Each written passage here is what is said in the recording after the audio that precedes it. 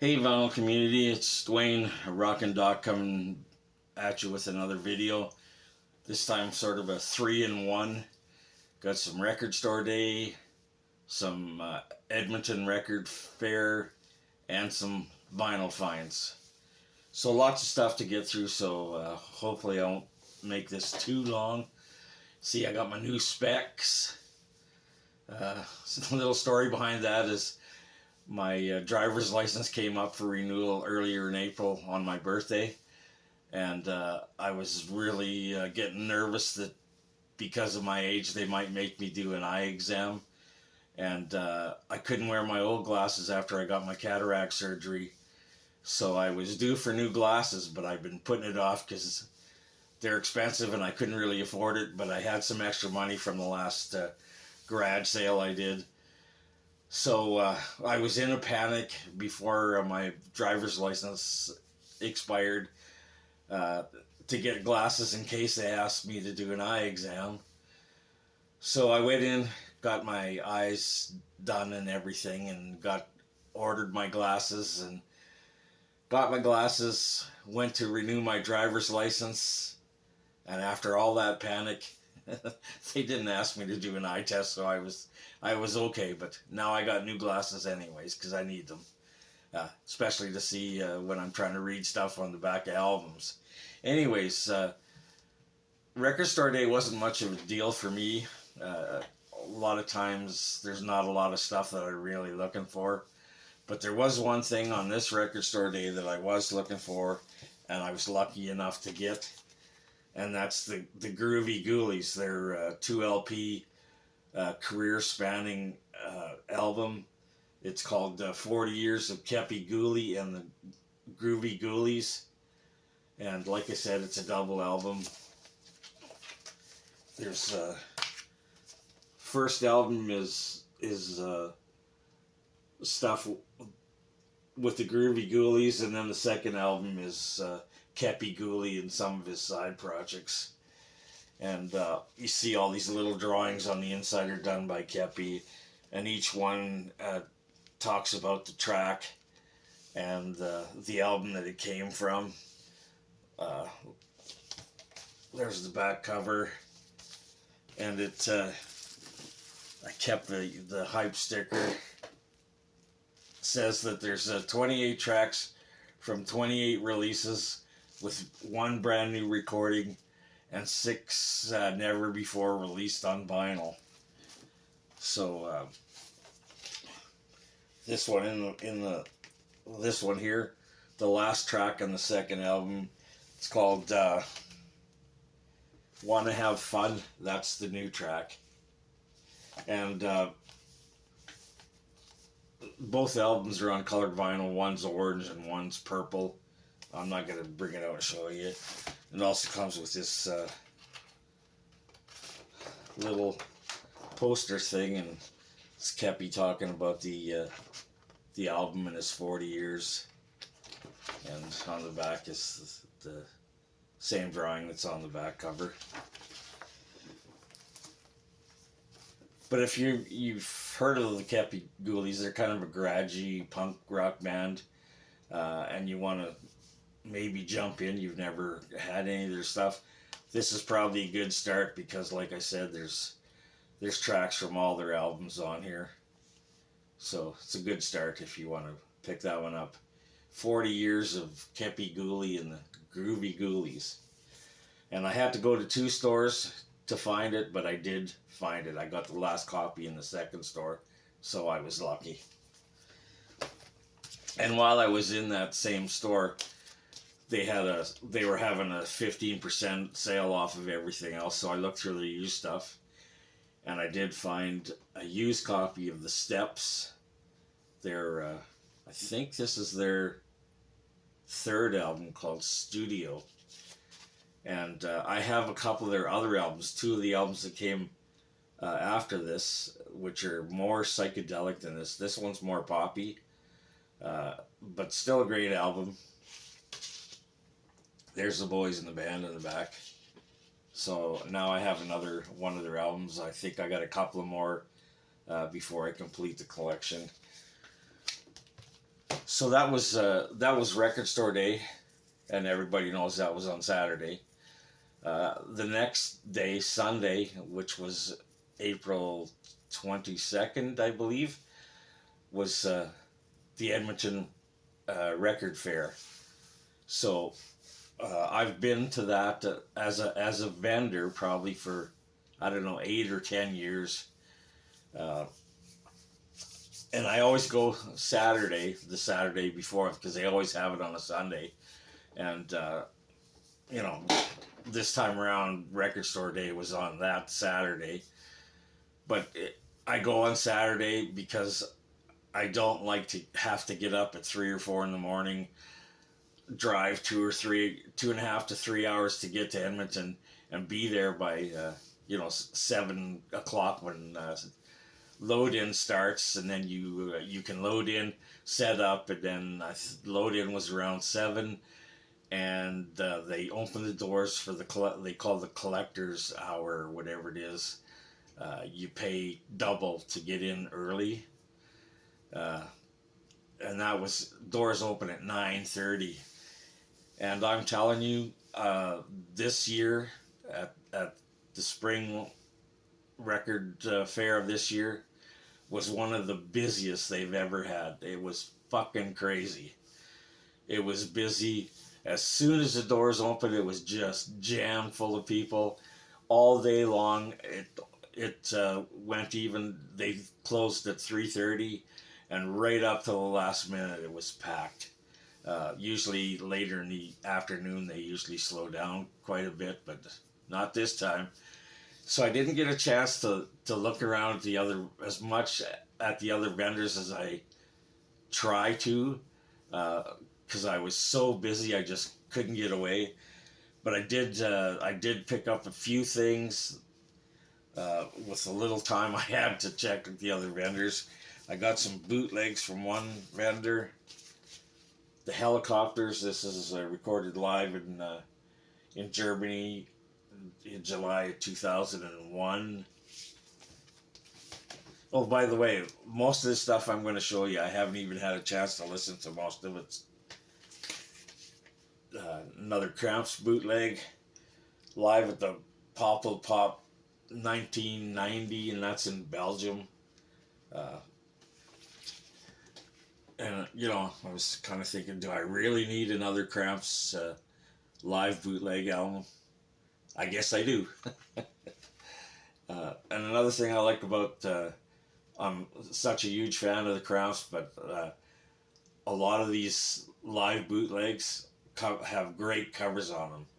And this is no exception. Love the covers on a lot of these Cramps bootlegs. And I got... I've never had a New York Dolls bootleg before. This is Showdown at the Mercer. Was recorded at the Mercer Arts Center in New York in January of 1973. So this is recorded before they were signed to Mercury. So some early live New York Dolls. Haven't listened to it. I hope it sounds good. But the guy that sold it to me told me it sounded really good. Also got this one from him.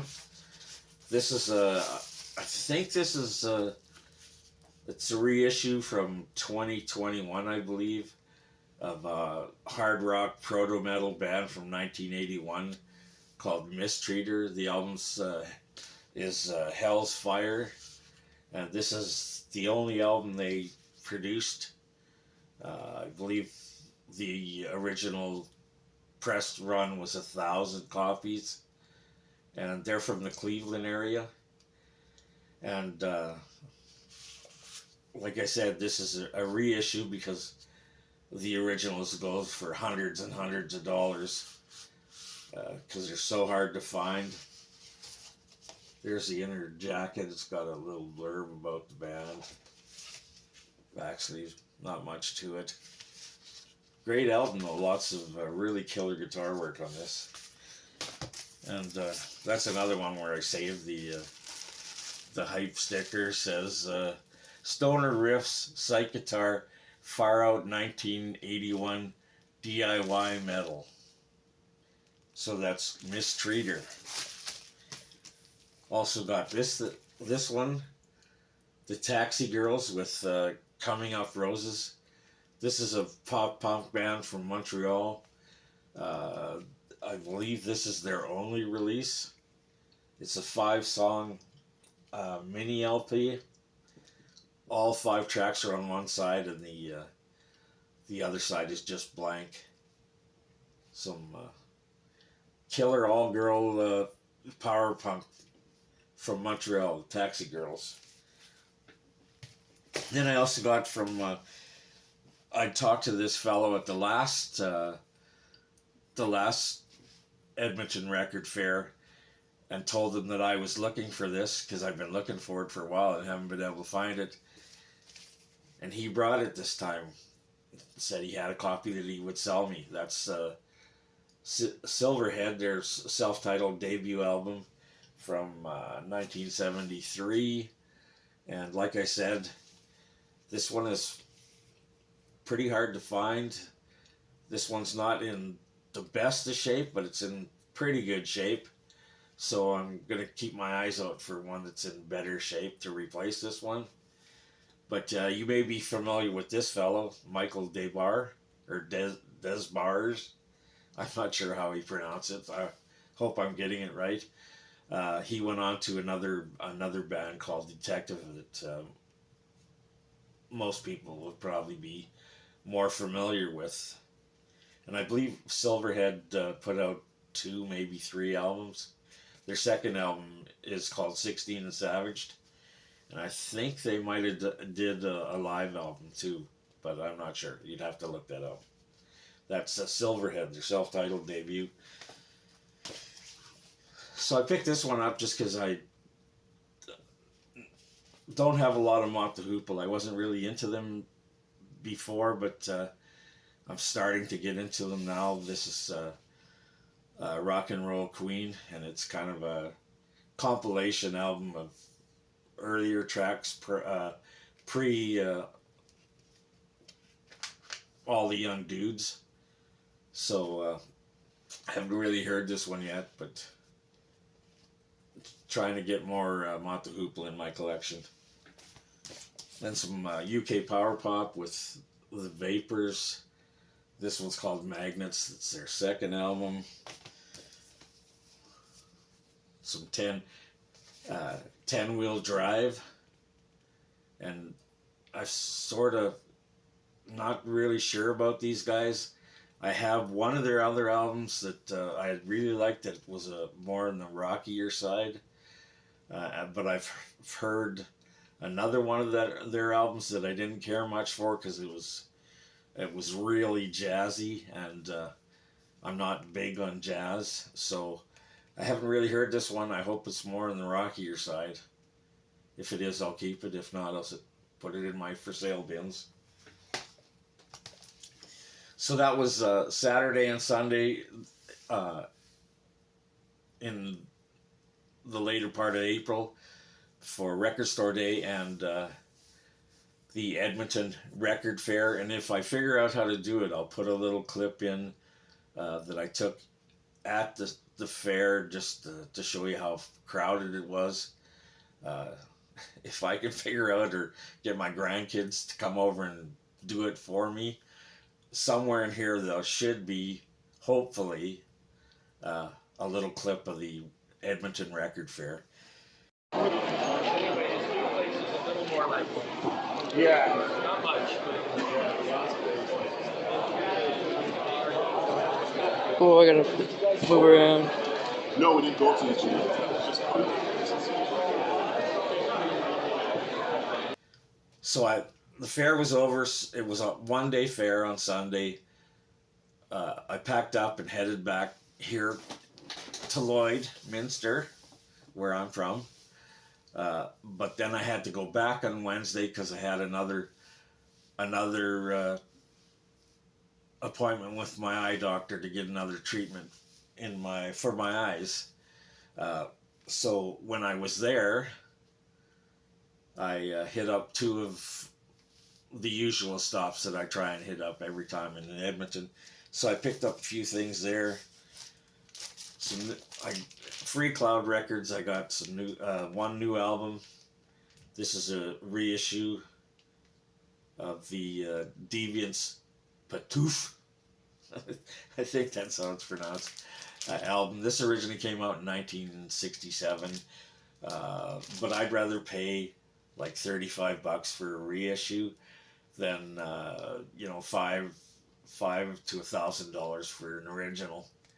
But this apparently has the same cover as the original with that all folds out into a giant poster. I'm not going to take it out and show you, but that's what this one does too, and it's on clear vinyl. So I haven't heard it yet, but I've got one of the album after this I just recently picked up. So looking forward to hearing this one. Then I got some used stuff. Some evaporators with everybody's pal, Nardwar. Picked this up because I know Nardwar. He used to do a show on the same radio station I did at the UBC. But this is the special edition. The cover all folds out. And then there's I haven't read it yet, so I don't really. I think this is talking about other tracks he's done, and you can order shit and stuff like that. And came with a little poster you could send in to order stuff. I don't know who the hell that guy is. And the hype sticker says CD included, but unfortunately that copy that I have does not have the CD. Also got this, an earlier Lucifer's Friend album. This one's called Good Time Warrior. And I'm not too familiar with their later stuff. I do like their earlier stuff because they rocked pretty good, and apparently their later stuff is a little more on the commercial side, so I'll have to give this a listen and see if I like it at all. Then I picked up this one because it was a copy in really clean condition. It's both the vinyl and the jacket are like near mint. This is the Paul Butterfield Blues Band self-titled album. I don't think this is original, but the originals came out in 1965, I believe. It's got a little blurb on the back about the band. So some great white boy blues on this album. Then I picked up some Alvin Lee. This is a Free Fall. Everybody should know he's from 10 Years After.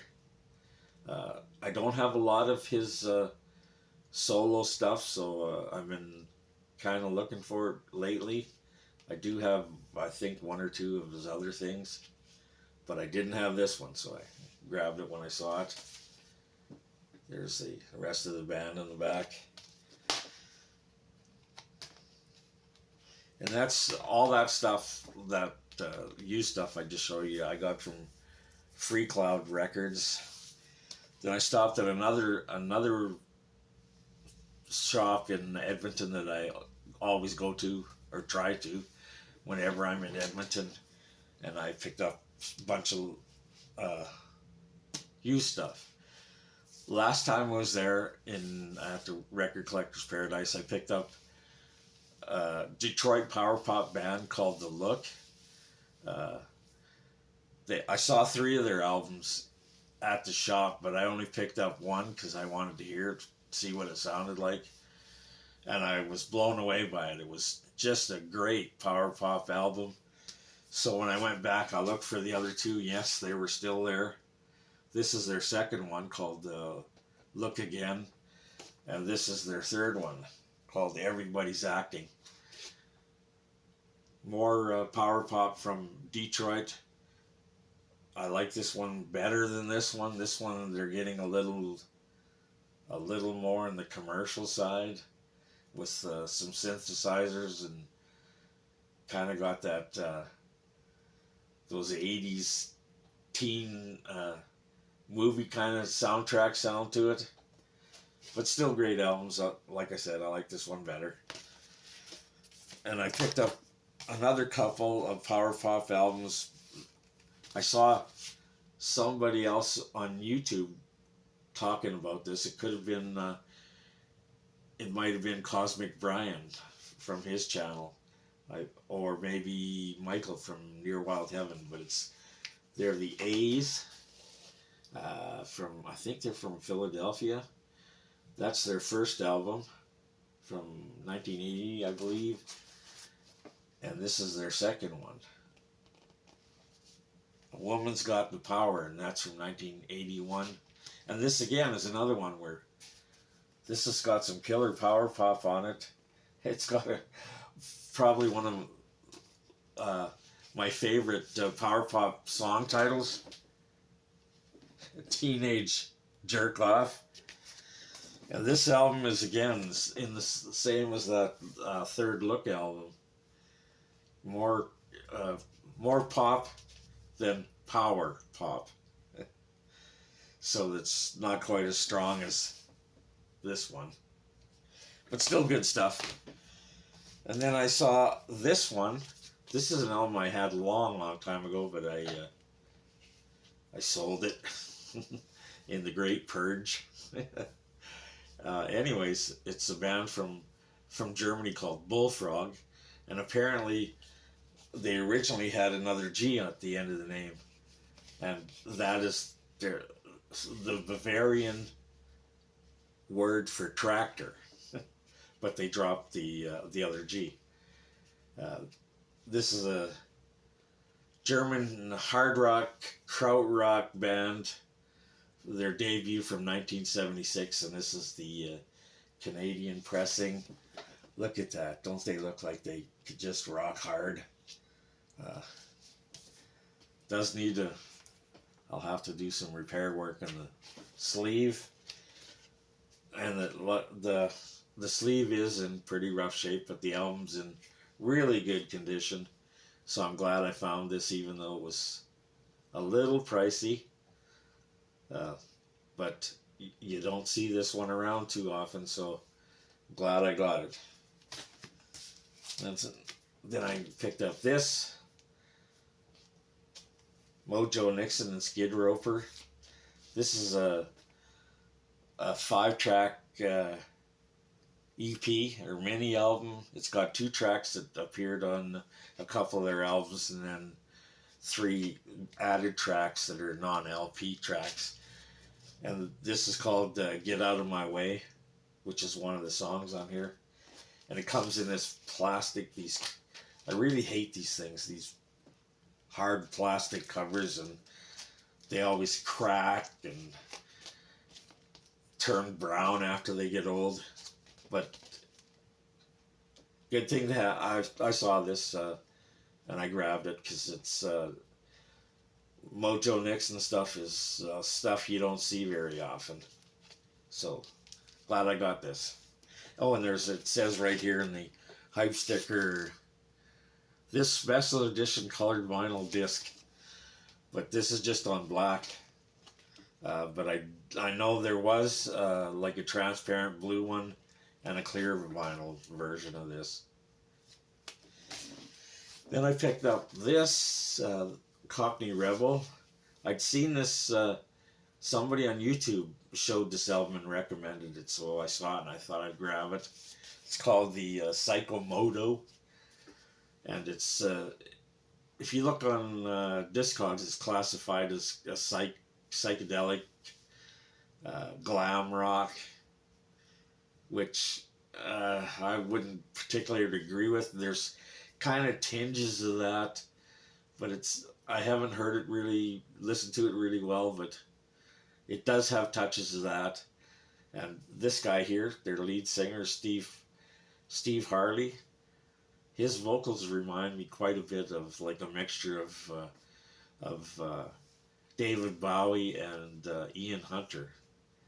So this is, I believe, their second album, that came out in 74, I think.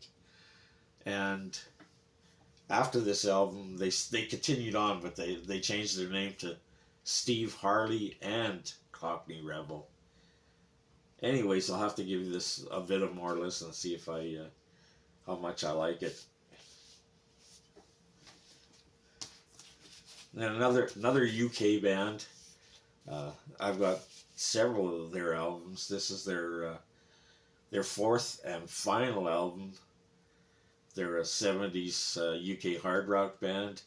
This album was released in 1977, and they didn't get a lot of recognition. I think they got some really good tour support. I think they opened for Black Sabbath on a tour, but just kind of fell by the wayside. And in I think it was 1980, they got a new guitar player, I believe, and they changed their name.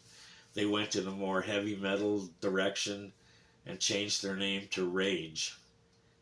And that's not to be confused with, there's a German band called Rage, who are a lot heavier than what these guys became. The Rage, that was the UK Rage, and they were more of like metal on the new wave of British heavy metal kind of side.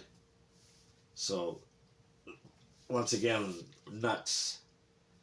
And I think I still need one more of their albums to complete my collection. This one's called Live Cuts. And there's pictures of the band on the back. And staying in the UK, another UK band called the Cursal Flyers. This is their second album, released in 1975, called The Great Artiste. And they're a UK kind of pub rock band with a little mixture of maybe country rock, especially on this album, and a bit of power pop. And I've got one of their other albums. I have a live album, I think, by them, but I really like the cover on this. It's got this kind of World War II pinup art, and you can see some World War II bombers and airplanes in the background. And then on the flip, they're all dressed up in their flight suits, and little caption beside each one. So that's the Cursal Flyers, Great Artiste. And another album I've been looking for quite a while, and I saw it at Record Collector's Paradise before, and that's Three Dog Night. Their album, It Ain't Easy. But this one's in pretty rough shape, and I left it before because I was trying to find a better one, but I don't know why it's so hard to find this album, because you can find tons of other Three Dog Night titles all over the place, but this one, for some reason, is just really hard to find. And like I said, it's in kind of rough shape. It's got a lot of wear of the jacket.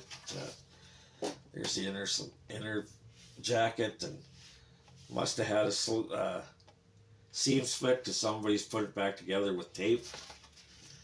And I actually picked it up for this song. Mama Told Me Not to Come, because a really good friend of mine called Big Hank he lived in Edmonton for a while. He was in a band called Big Hank and a Fistful of Blues, and they did a great version of that song. So I always wanted to pick this album up because of that. But like I said, it's really hard to find. So hopefully I'll come across a better copy and be able to replace this one. So I bought some blind buys, a couple of things. I got this one. The band's called Murphy's Law, and the album's called Urban Renewal. And I bought this strictly on the jacket that this guy's wearing, it's kind of a sheepskin jacket with the lining, and this guy's wearing a fringe jacket. So I figured, oh man, this is probably a good 70s hard rock. I was mistaken. No, it's not. It's kind of a folky, jazzy kind of thing. Not my kind of deal. They've got the last track on side 2 is like a 10-minute long track, jazzy track, which is a medley of West Side Story tunes from the book or the movie, I guess, done jazzy style, which to me was just a waste of 10 minutes worth of vinyl time. So this one's gonna end up in my sale bin. It's not what I thought it would be. Here's another one, another blind buy. It's still in the shrink. It's called Liverpool Express, and nice picture of the boys in the band in the front. And I thought, well, maybe this is kind of a bubblegum band or a glam band. That, you know, they look sort of like maybe the Bay City Rollers here or Slade. But no, it's not either of those. That's the back cover. It's not much on it. But side 1 has a couple of tunes that remind me of ELO, and side 2 kind of reminds me of maybe like a band like Supertramp.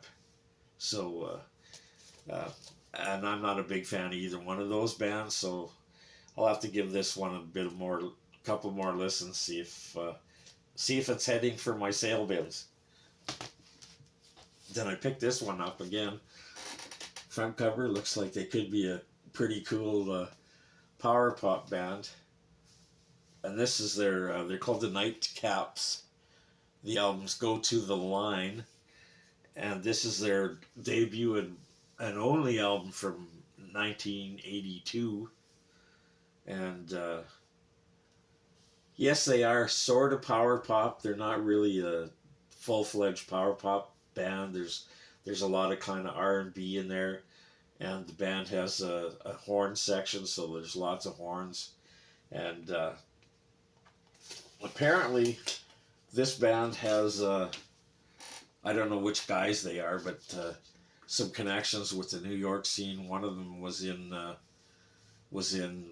Richard Hell and the Voidoids, and one guy was a roadie for the New York Dolls and filled in on bass on several occasions for Arthur Kane. But it's a pretty good album. I'm sure I'm going to keep this one. Just like I said, I only listened to a bit of it. And this is I didn't notice at the time, but it's a gold stamp promo album, and it's on Sire, so I figured, you know, you can't go much wrong with stuff on Sire. And it looks like it was also a radio station copy, because they got this sticker on it here. And the last one I picked up, another blind buy. I just picked it up because it looks like a surf album, and I'm into surf rock. They're actually from the UK. They're called Surf and Lungs. The album's called Cowabunga. And yes, it is surf rock. It's not instrumental. There's vocals on it. I listened to like side 1, and reminds me a little bit, maybe sort of like the Beach Boys. And then this first album, Pray for the Sun, has a guitar part in it, and every time it comes on, it sounds like the theme song for the TV show of the Friends. But anyways, it's a pretty good album. The Surfing Lungs, Cowabunga. So that was it for that busy week I had at the end of April there, with all the things going on. Anyways, I hope you liked this video. If you like what you saw, please subscribe. And like I said, I'll try and put a little thing of a little video of the Edmonton Record Fair. Anyways, I'm not sure what's coming up in the near future, but I'm thinking on doing something. I'll leave it at that till I figure out what it's going to be, where I might do something weekly. Anyways, till next time, stay safe, stay healthy, and we'll see you again.